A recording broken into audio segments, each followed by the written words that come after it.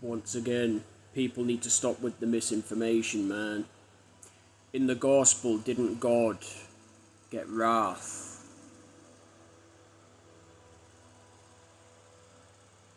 Within judgment. And was he also known to get jealous over those that he actually loves in some way or another? Of course he did.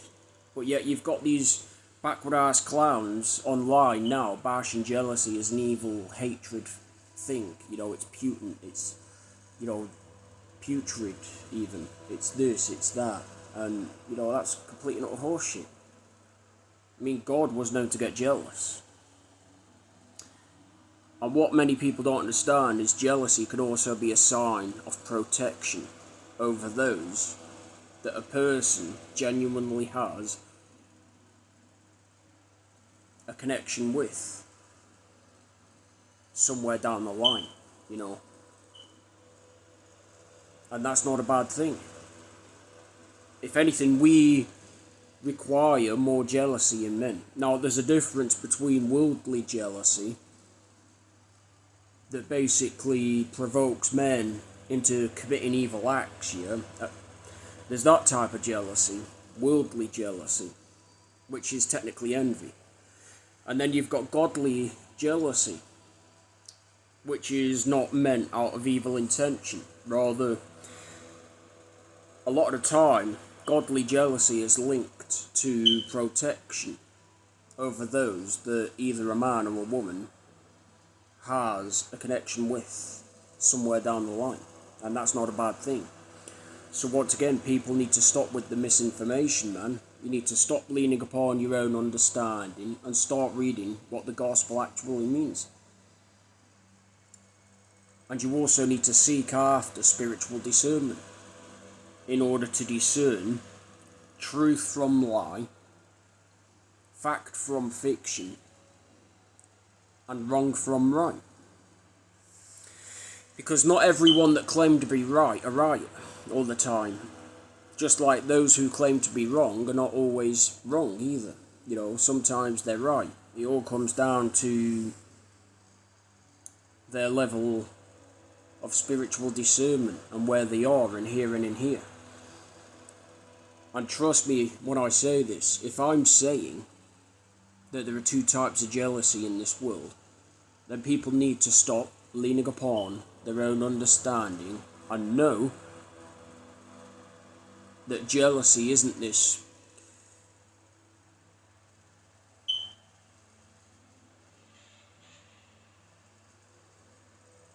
putrid, disease even, of a worldly programmed emotion like they claim. Because if they read the scripture, God was known to get jealous over those that he loved, or loves even, for that matter. And that's not a bad thing. It just means that God takes his relationship with his children more seriously than they do with him a lot of the time. Hence why he may come across as protective.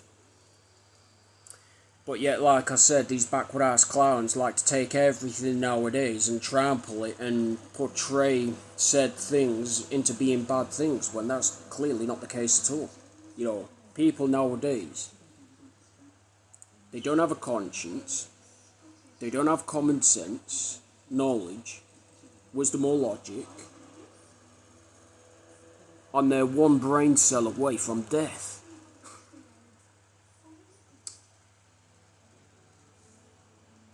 Like I said, it's somewhat laughable, man, but extremely frustrating trying to get through to said people that aren't even willing to go above and beyond to make the effort themselves into finding out the truth for themselves. Jealousy is not a bad thing, people. There are two types. Don't confuse the two. You've got worldly programmed jealousy, which is technically from an envious standpoint, which could potentially lead to murder if provoked, and only God knows what else. And then you've got godly jealousy. And like I said, God was known to get jealous over those that he loves. And that's not a bad thing. It's a good thing. And if anything, I would actually, in fact, root for more of this jealousy to go around. Because it means the right type of people are going to be protected. Not overly protected from an obsessive standpoint, rather they are going to be protected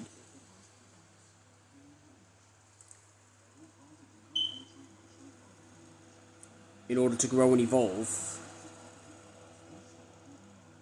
and learn for themselves. So once again, people, do not mistake the two types of jealousy in this world.